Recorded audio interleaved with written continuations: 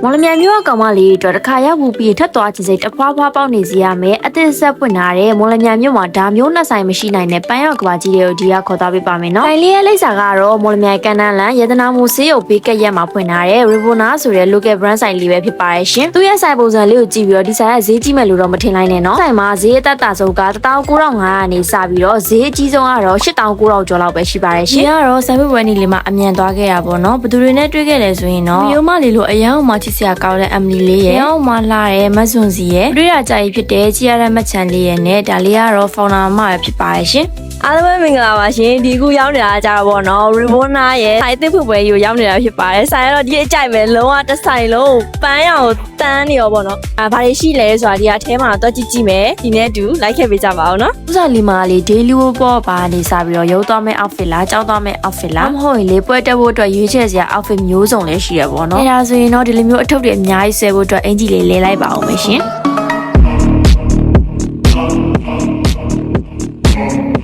ဒီဇိုင်းလေးကလေတော့ချစ်ဖို့ကောင်းတယ်သူကအသေးပုံကွက်လေးတွေကိုမှရှေ့ကျိုးချီလဲရတယ်အခုလိုမျိုးအနောက်ကျိုးချီလဲရတယ်ပေါ့နော်ဇိုင်းလေးကလေအင်္ဂါကျိုးကလှမ်းကြည့်အောင်တော်တော်လေးကိုချစ်စရာကောင်းပြီးတော့ cute type ပုံစံမျိုးပေါ့နော်ဒီကလေပန်းရောင်အရန်ကြိုက်တာဆိုတော့လေအဝတ်စားလဲဖို့ fitting room လေးကလည်းပန်းရောင်လေးတကယ်ကိုချစ်စရာကောင်းတယ်ဒါမျိုးလဲ Mera service ဆွဲလို့ရပါသေးတယ်ရှင်နောက်ဆိုတခုဒီအရန်ကြိုက်တာလေးကကြတော့လေ Korean မလေးတို့ luxury system အရန်လာချင်တဲ့သူတွေအတွက်ဒီဇိုင်းမျိုးစုံလည်းရှိရပေါ့နော်မဲလားဆိုရင်တော့မဟုတ်သေးဘူးเนาะသူဆိုင်မှာအရန်အောင်မှချစ်စရာကောင်းတဲ့ cosmetic တဲ့အိတ်လေးလည်းရှိပါတယ်ရှင်ဒါကြောင့်မို့လို့လေဒီဇိုင်းလေးကမော်လမြိုင်မြို့ကကောင်မလေးတစ်ခါတော့သွားကြည့်ရမယ့်ဆိုင်မဟုတ်ပဲနဲ့သွားကြည့်တဲ့ဆိုင်လေးတစ်ဆိုင်ပဲဖြစ်ပါတယ်ရှင်ဗီဒီယိုလေးရဲ့အပိတ်လေးကိုတော့ချစ်စရာကောင်းတဲ့ Emily နဲ့တူပိတ်လိုက်ပါမယ်နော်ရှင်ဗီဒီယိုလေးကိုဒီတိယအောင်ကြည့်လာပြီးတဲ့အတွက်အားလုံးကိုကျေးဇူးတင်ပါတယ်ရှင်နောက်ဗီဒီယိုမှာပြန်လည်ဆိုကြမယ်နော်အားလုံးပဲဒါပါ